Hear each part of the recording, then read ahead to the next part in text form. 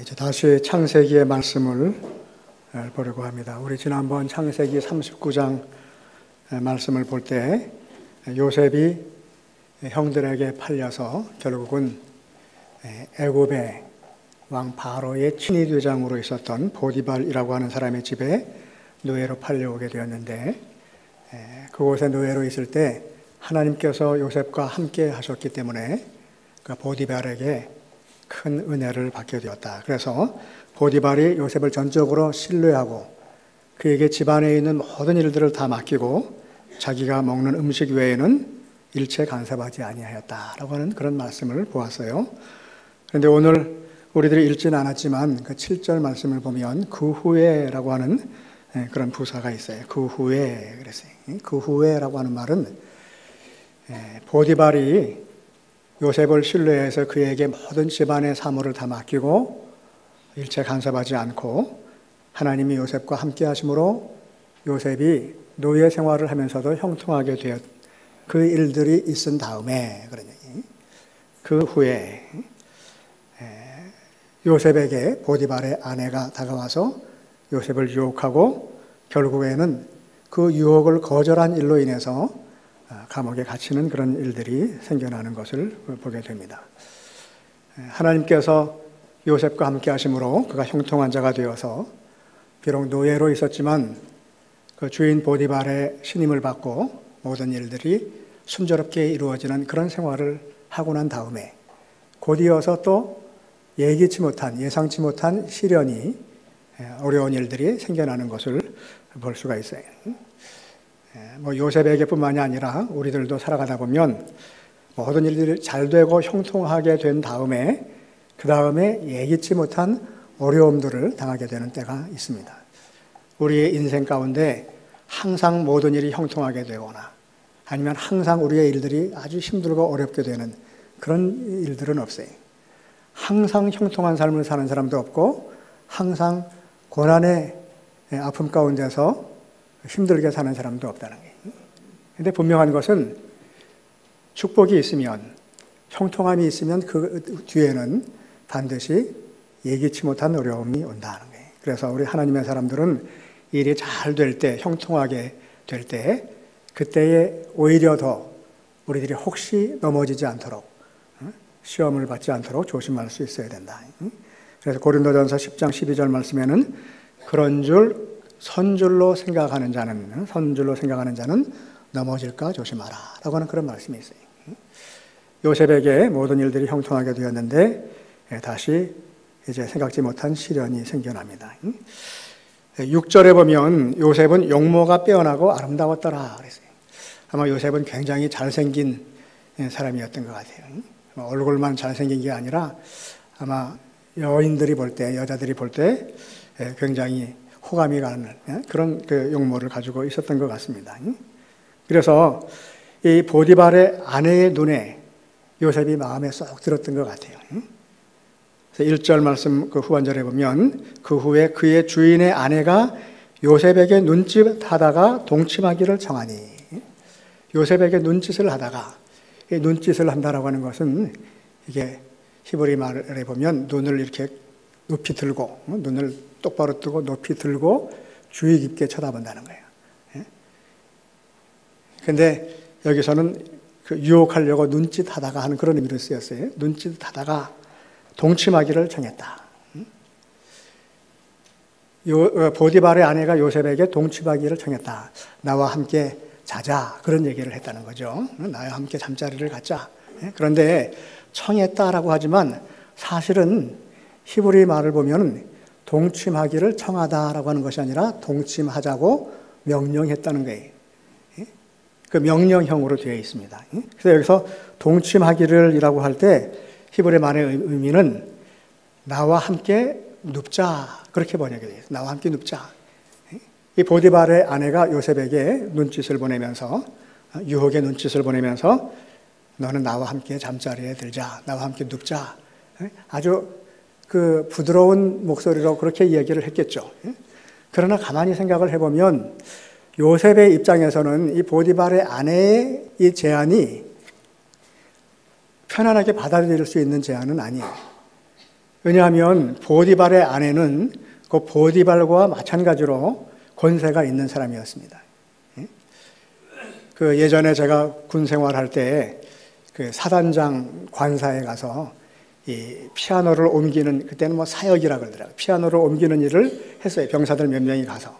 근데 사실은 뭐 개인적인 어떤 일들을 하는 것은 뭐 그 마땅한 일은 아니겠지만, 그래도 사단장이 명령을 하니까 몇몇 이렇게 차출을 해가지고 관사에 가서 이제 피아노도 옮기고 또 청소도 좀 하고 이제 그런 일을 했는데, 그 관사에 가면은 사단장은 없고 그 사단장의 부인이 있어요.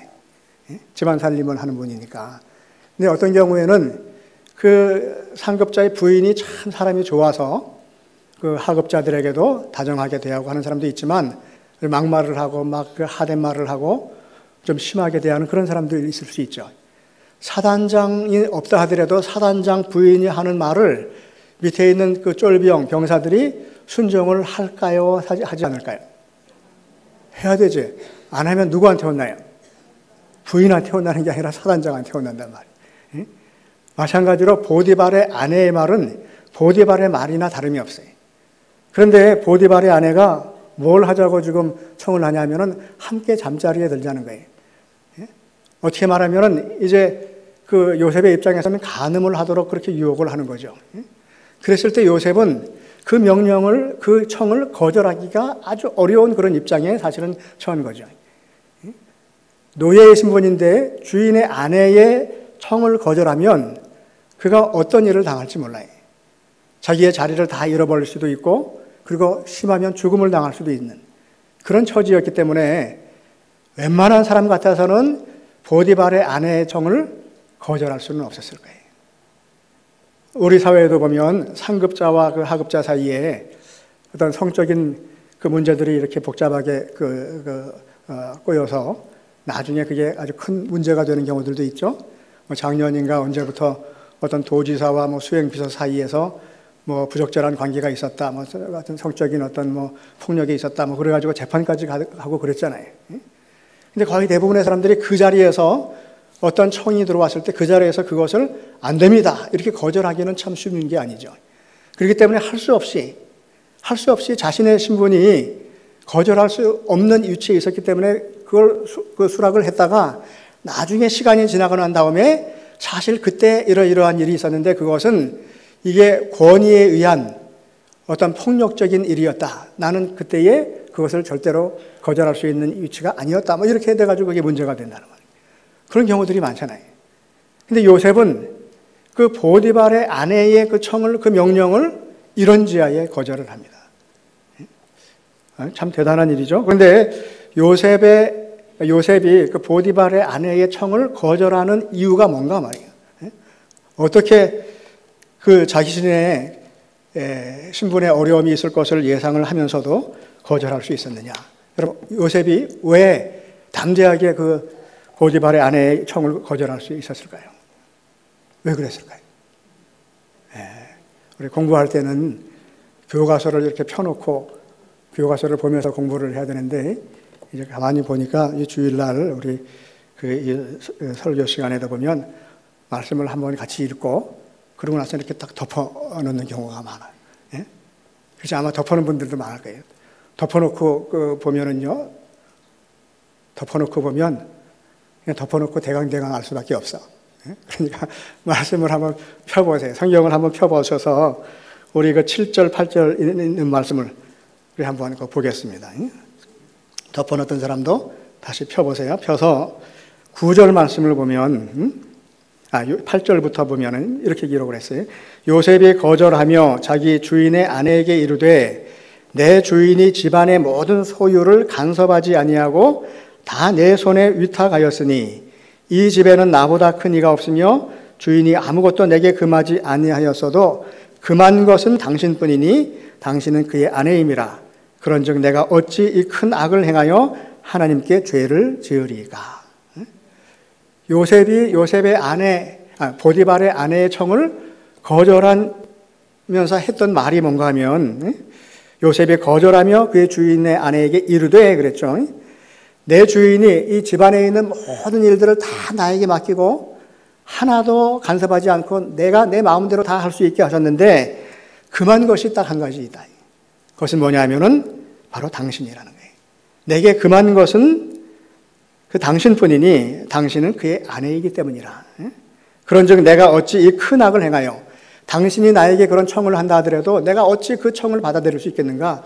당신의 그 남편이, 주인이, 내 주인이 절대로 내 아내를 건드리지 말라, 내 아내를 범하지 말라, 그런 명령을 했는데 내가 어떻게 그 주인의 명을 거역할 수 있겠느냐는 거예요.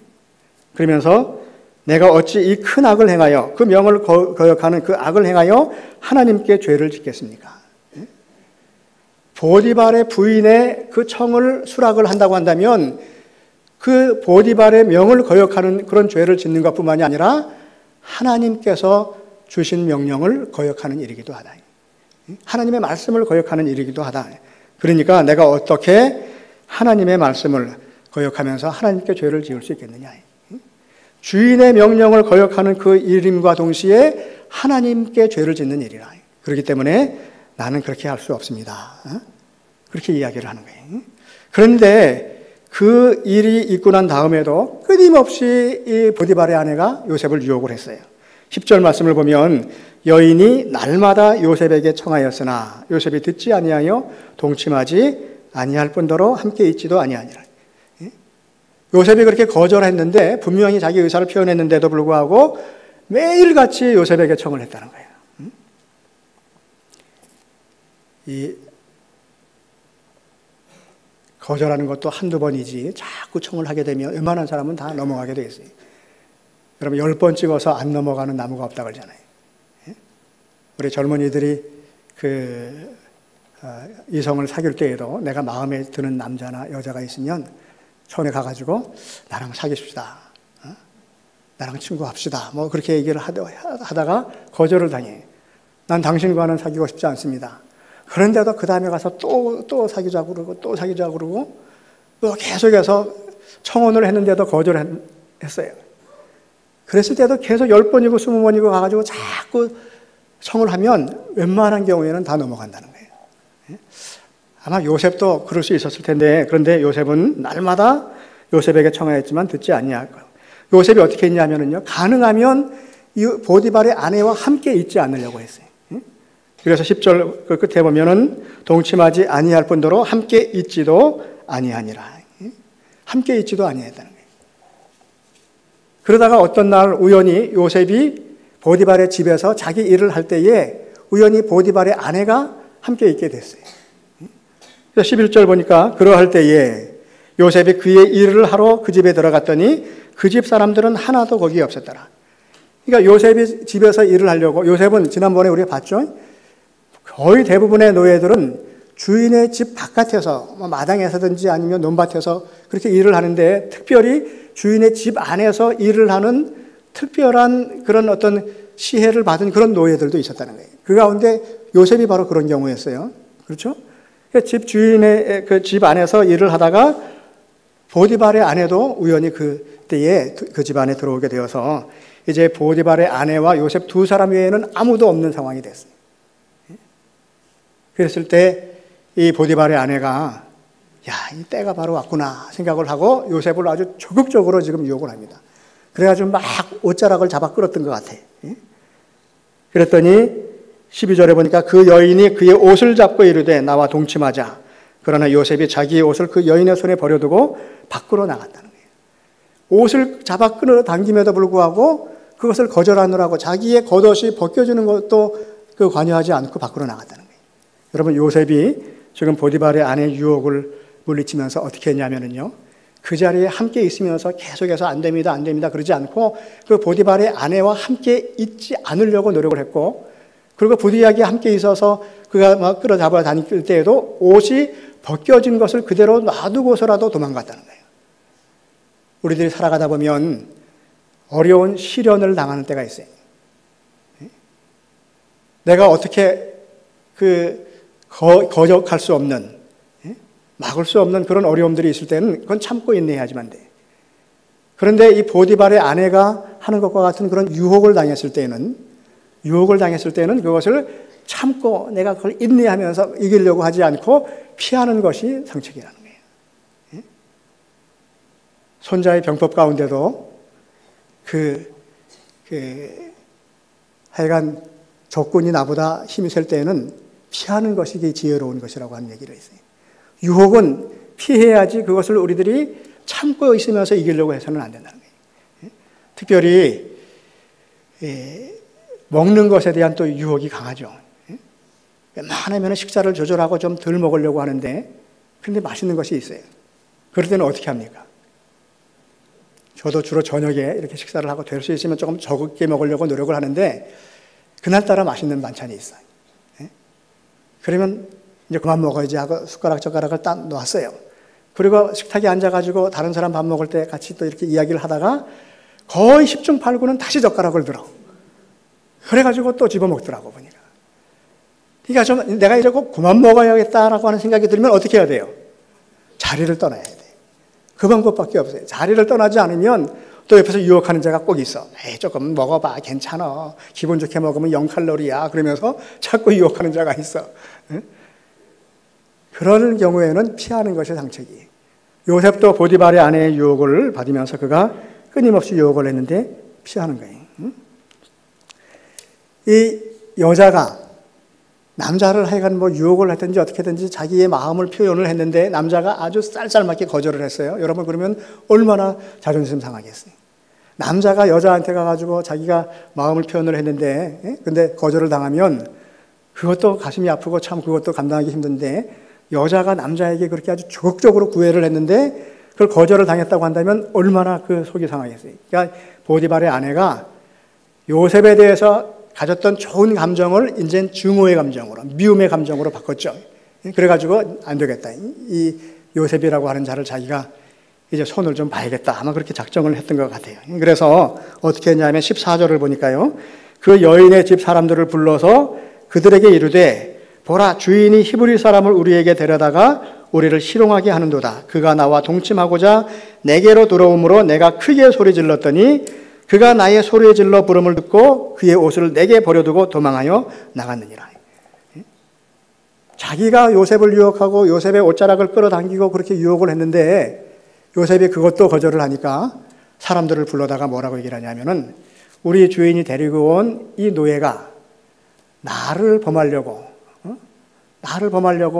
내 방에 들어와서 아무도 없는데 나를 범하려고 했다가 내가 소리를 크게 지르니까 그가 자기 옷을 버려두고 도망을 나갔다는 거예요. 그런 이야기를 하는 때에 마침 보디발이 들어왔어요. 그랬더니 똑같은 얘기를 보디발에게 하는 거예요. 그래서 17절 말씀에도 이 말로 그에게 말해 이르되 당신이 우리에게 내려온 히브리 종이 나를 희롱하려고 내게로 들어왔으므로 내가 소리질러 불렀더니 그가 그의 옷을 내게 버려두고 밖으로 도망하여 나갔나이다.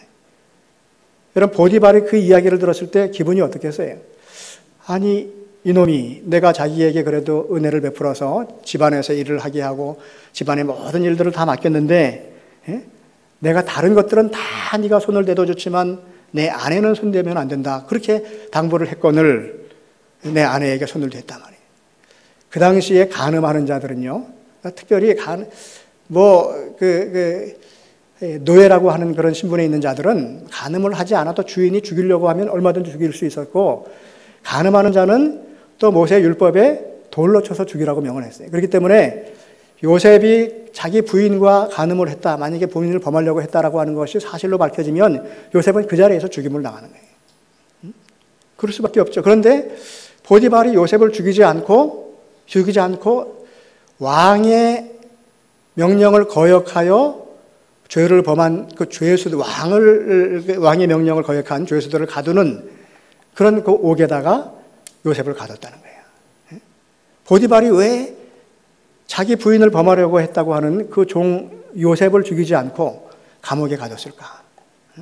어떤 사람들은 워낙 보디발의 부인이 그 행실이 정숙하지 못하고 방자했기 때문에 남편이 그 모습을 알기 때문에 부인의 얘기를 신뢰하지 않았다. 그렇게 얘기하는 사람도 있어요. 아마 보디발이 부인의 얘기를 듣고 그 당시에는 굉장히 아주 흥분했다가 나중에 시간이 지난 다음에 가만히 생각을 해보니까 요셉이라고 하는 사람이 그렇게 일을 할 사람은 아니겠다. 아마 그런 생각을 했을지도 몰라요. 근데 분명한 것은 하여간 보디발이 요셉을 죽이지 않고 살려두려고 했던 것은 하나님께서 보디발의 마음을 만지셨기 때문에 그래요. 어떻든지 간에. 그래서 결국은 요셉이 죽을 죄를 누명을 쓰고 죽을 죄를 지은 그런 누명을 썼지만 그러나 죽임을 당하지 않고 옥에 갇힐 수 있게 되었다고 하는 거예요. 그런데 어느 옥에 갇혔냐 하면은요, 왕의 죄수를 잡아두는 그런 옥에 갇혔어요. 그래서 요셉이 이 옥에 갇힌 이 일로 인해서 결국은 나중에 애굽의 총리 대신이 되죠. 근데 그건 나중의 일이고 지금 당장 요셉의 입장에서는 얼마나 억울했을까요? 자기는 신실하게 그 주인을 위해서 일을 했고 진짜 그 주인의 명령에 따라서 자기 보디발의 부인에게는 근처도 가지 않았는데 오히려 유혹을 한 것은 그의 부인인데 자기가 모함을 받고서 결국은 감옥에까지 가게 되었으니 여러분 생각하면 얼마나 억울하겠어요. 아마 분노가 치밀어 오를 수 있었을 거예요. 그러나 요셉은 그 성경 어느 곳에도 이 일로 인해서 자기가 변명을 하거나 아니면 보디발의 아내나 하나님을 원망한 그런 모습을 찾아볼 수가 없어요. 요셉은 억울한 일을 당했지만 진짜 자기가 감당하기 힘든 그런 억울한 일을 당했지만 한마디도 변명하지 아니하고 그가 오히려 하나님을 원망하지 않았다는 거예요. 여러분 이게 쉬운 일은 아니에요. 근데 어떻게 그럴 수 있을까? 하나님의 백성들이 이렇게 어려운 일들을 당하고 억울한 일을 당했을 때 다른 여느 사람들처럼 원망하고 변명하고 하지 않고 가만히 그 일을 감당하면서 어떻게 그것을 이길 수 있을까?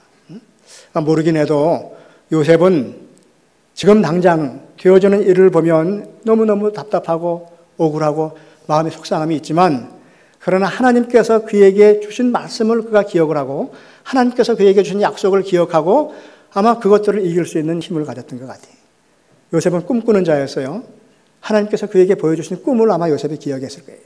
그 꿈을 이루시려면 하나님이 요셉을 감옥에 가뒀다가 죽게 하시지는 않을 거라는 거죠. 지금은 내가 이렇게 억울한 누명을 쓰지만 틀림없이 하나님께서 다른 계획이 있으실 것이라 아마 거기까지 생각했지 않겠나 하는 생각입니다. 그리고 우리들도 마찬가지입니다. 우리들도 살아가다 보면 억울한 일을 당할 때가 있어요. 내가 당하지 않아야 되는 그런 아픈 일들을 당할 때가 있습니다. 그럴 때 거의 대부분의 사람들이 변명해요. 그리고 원망합니다. 그리고 찾아가서 시시비비를 가리려고 해요. 그러나 그렇게 해서 가려지는 것은 아닌 것 같아요.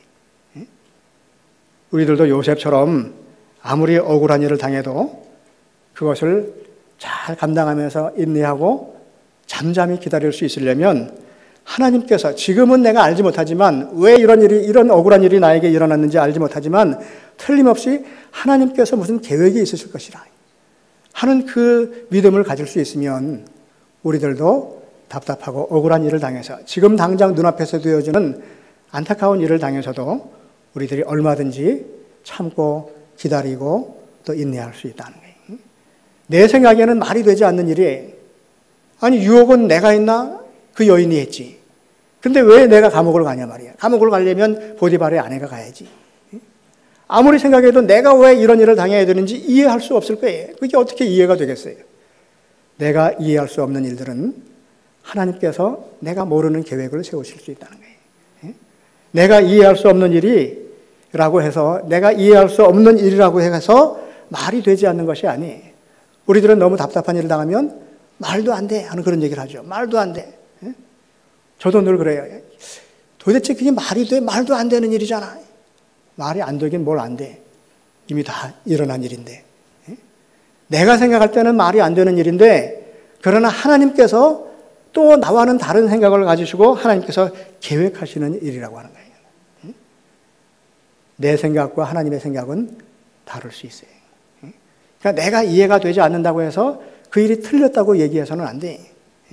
내가 생각할 때 이건 너무너무 비합리적이고 억울한 일이라고 해가지고 그것이 없어져야지만 되는 일이라고 그렇게 함부로 얘기할 수는 없다고 하는 거예요. 그냥 내가 이해할 수 없을 뿐이지. 하나님의 생각은 내 생각과 다르다는 거예요. 그래서 이사야서 55장 8절 9절 말씀에도 이렇게 기록을 하고 있습니다. 우리 한번 같이 읽겠습니다. 이는 내 생각이 너희의 생각과 다르며 내 길은 너희의 길과 다름이니라. 여호와의 말씀이니라. 이는 하늘이 땅보다 높음같이 내 길은 너희의 길보다 높으며 내 생각은 너희의 생각보다 높음이니라. 하나님의 계획하심과 하나님의 생각은 우리들의 생각과는 다르다는 거예요. 그렇기 때문에 아무리 내가 억울한 일을 당하고 절망적인 상황 가운데 있다 할지라도 우리들이 그냥 단번에 절망할 필요는 없다고 하는 거예요. 지금은 모든 것이 끝나고 이젠 더 이상 다른 길이 없다라고 생각이 될 때에도 그것이 끝이 아니라고 하는 겁니다. 요셉의 입장에서는 자기가 누명을 쓰고 감옥에 갇혔으니까 왕의 죄수들을 가두는 감옥은 거기에 갇히게 되면요 살아남는 사람이 없었다는 거예요. 왜냐하면 왕의 명령을 거역한 사람들이기 때문에 그들을 반드시 언젠가는 사형을 시켰다는 거예요. 그렇기 때문에 왕의 죄수들을 가두는 감옥에 갇혔다고 할 때는 이제 나는 언제인지 모르지만 죽는 것입니다. 죽을 목숨이다라고 하는 게 틀림없는 거예요. 요셉의 입장에서는 이제 나는 끝났다라고 생각될 수 있는 그런 때입니다. 그러나 끝난 것이 아니에요. 하나님의 구원의 계획이 그때부터 시작이 되는 거예요. 왜냐하면 요셉이 그 왕의 죄수들을 가두는 감옥에 갇혔기 때문에 술 맡은 관원장과 떡 맡은 관원장을 만날 수 있었고 그들을 만나서 그들의 꿈 얘기를 들을 수 있었기 때문에 결국은 바로의 꿈 얘기를 들을 수 있었어요. 바로를 만날 수 있었어요. 그래서 결국은 애굽의 총리가 될 수 있었어요. 만약에 요셉이 이 왕의 죄수들을 가두는 감옥에 갇히지 않았다고 한다면 요셉은 절대로 애굽의 총리가 될 수 없었어요. 여러분 그렇잖아요. 요셉이 생각할 때는 끝이고 마지막 길인 것 같았지만 그때가 바로 하나님의 구원의 역사가 하나님의 계획이 시작되는 시점이라는 거예요. 그럼 가만히 생각을 해보세요. 요셉이 애굽의 총리가 될 수 있었던 가장 근본적인 이유가 뭐냐 말이에요. 요셉이 애굽의 총리가 될 수 있도록 혁혁한 공을 세웠던 사람들이 누구일까? 요셉이 총리가 될 수 있도록 가장 큰 도움을 준 사람이 누구일까? 첫째는요, 형들이 팔아먹었으니까 이 애굽까지 왔지. 그 다음엔 누구예요? 요셉이 감옥에 들어갈 수 있게 제일 공을 세운 사람. 말이 좀 이상하지만 누구예요? 보디발이에요, 보디발의 아내. 보디발의 아내. 보디발의 아내 덕분에 감옥에 들어간 거야. 감옥에 들어갔기 때문에 요셉이 놀라운 일들을 경험하는 거예요. 그렇다고 한다면요, 유혹을 받는 것도 때로는 좋은 일일 수가 있어요. 응? 야, 나도 그렇다고 한다면 보디발의 아내와 같은 여인이 좀 유혹을 하는 일이 있었으면 좋겠단 말이야. 근데 그런 유혹을 받았을 때 요셉처럼 그것을 잘 단호하게 거절할 수 있는 사람들이 그렇게 많지는 않아요. 그러나 그런 유혹이 있다 할지라도 거절하고 하나님 앞에 내가 어떻게 죄를 지을 수 있겠습니까? 그렇게 단호하게 거절할 수 있었기 때문에 하나님께서 요셉을 감옥에 가게 하신 거예요. 보디발의 아내가 아니었으면요, 요셉은 애굽의 총리가 될 수 없었어요. 요셉에게는 끝일 수 있는 일이지만 하나님 입장에서는 시작이 되는 일입니다. 우리들의 모든 일들은 그렇기 때문에 지금 당장 눈앞에 보여지는 일이 그게 전부가 아니라는 거예요. 끝까지 가봐야 알 수 있어요. 지금은 망할 것 같고 지금은 모든 것이 끝난 것 같지만 그러나 끝나기 전에는 끝이 아니라고 하는 겁니다. 우리의 인생은 우리가 만드는 것이 아니라 하나님께서 만드시는 거예요. 내 계획을 이루시는 것도 내가 이루는 것이 아니라 하나님의 간섭하심에 따라서 이루어지는 거예요. 그렇기 때문에 지금 실패해도 상관이 없어요. 왜냐하면 사실은 실패라고 하는 것이 없어요. 지금 실패한 것 같이 보이는 과정은 있을 수 있어. 다른 사람들이 볼 때도 다 실패라고 하는 것이 실패가 아니라 과정이에요. 실패는 있을 수 없다고 하는 거예요. 왜냐하면 하나님께서 실패라고 말씀하시기 전까지는 우리가 하는 일 가운데 실패라고 하는 것은 있을 수가 없어요. 하나님의 개입하심이, 간섭하심이 아직 남아있기 때문에 지금 되어지는 과정 가운데 잠시 실패한 것처럼 보이는 것 뿐이지 완전히 실패한 것은 아니라고 하는 거예요. 세상에 실패라고 하는 것은 없습니다. 우리들이 살아가면서 때로는 더 이상 아무것도 내가 할 수 없는, 이제는 절망밖에 없다. 그야말로 절망의 맨 밑바닥까지 내려왔다. 더 이상 아무것도 할 수 없다고 포기할 수밖에 없는 그런 때도 있을 거예요. 그러나 분명한 것은 그때가 끝이 아니라고 하는 거예요. 그때가 모든 것의 끝이 아니라고 하는 겁니다.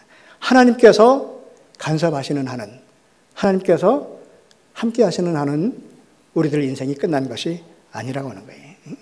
오늘 말씀 가운데 보면은요, 21절 말씀해 보니까 여호와께서 요셉과 함께 하시고 그에게 인자를 더하사 간수장에게 은혜를 받게 하셨다는 거예요.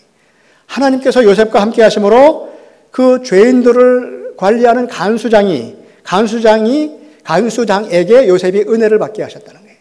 하나님이 요셉과 함께 하심으로 보디발에게 하나님께서 은혜를 베푸셔서 보디발을 통해서 요셉이 은혜를 받아요. 그래서 보디발의 집에서 그가 노예 생활을 할 수 있게 그렇게 되었어요. 하나님이 요셉과 함께 하심으로 말미암아 되어지는 일들이에요.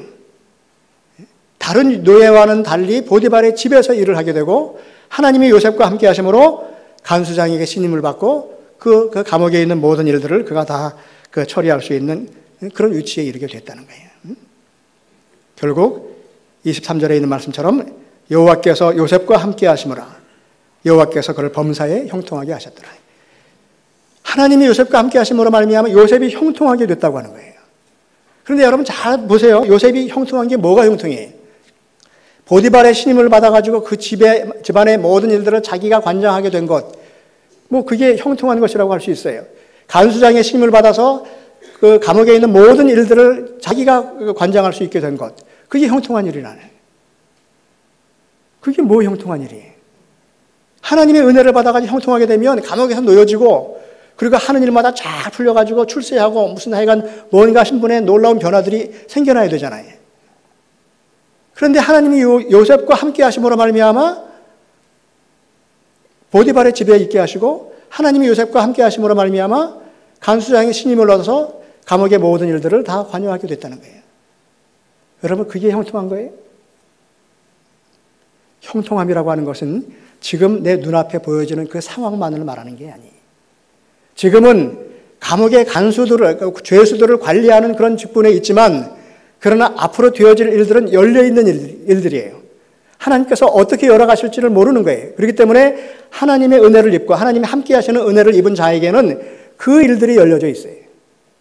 결국은 나중에 요셉이 총리가 되어서 이스라엘을 구원하는 그런 놀라운 일들이 그 속에 포함이 되어 있는 거죠. 아직도 감옥 속에 있는 거예요. 감옥을 나오질 못했어요. 근데 뭐가 형통이에요? 20절 하반절의 말씀을 보면 그 옥은 왕의 죄수를 가두는 곳이었더라. 요셉이 옥에 갇혔으나 여호와께서 요셉과 함께 하시고 그에게 인자를 더하시리. 요셉이 옥에 갇혔으나 하나님께서 요셉과 함께 하시고 그에게 은혜를 베푸셨다는 거예요. 요셉이 하나님의 은혜를 받고 하나님께서 함께 하시는 그 은혜를 받고 형통하게 되었긴 했는데 그럼에도 불구하고 아직도 감옥에 있는 거예요. 형통함이라고 하는 것은 감옥에 있으나 청와대에 있으나 아무 관계가 없어요. 감옥에 있는 자도 형통할 수 있고 청와대에 있는 자도 형통하지 못할 수가 있어요. 우리들이 어떤 장소에 있는가 하는 것이 그렇게 중요한 문제는 아니라고 하는 겁니다.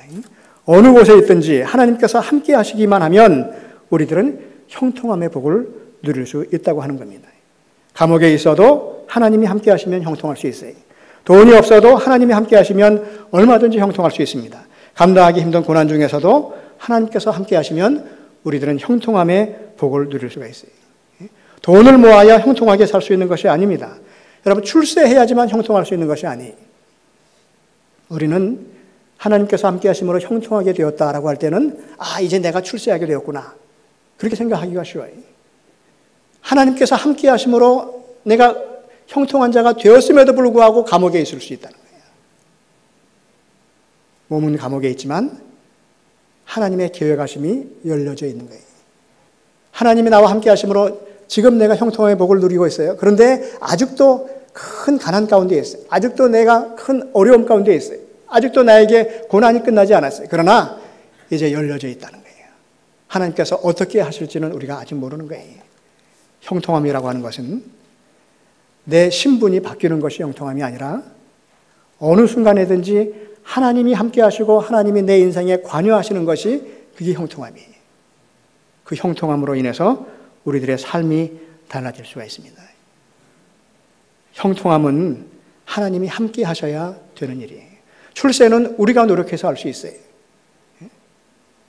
우리가 노력해서 우리의 신분을 바꿀 수 있고 우리가 노력해서 돈 벌 수 있어요. 그러나 형통함은 하나님이 함께 하셔야 이루어지는 거예요. 하나님이 함께 하심이 형통함의 원천입니다. 우리 모두 이 형통함의 복을 누리며 살아갈 수 있기를 간절히 바랍니다.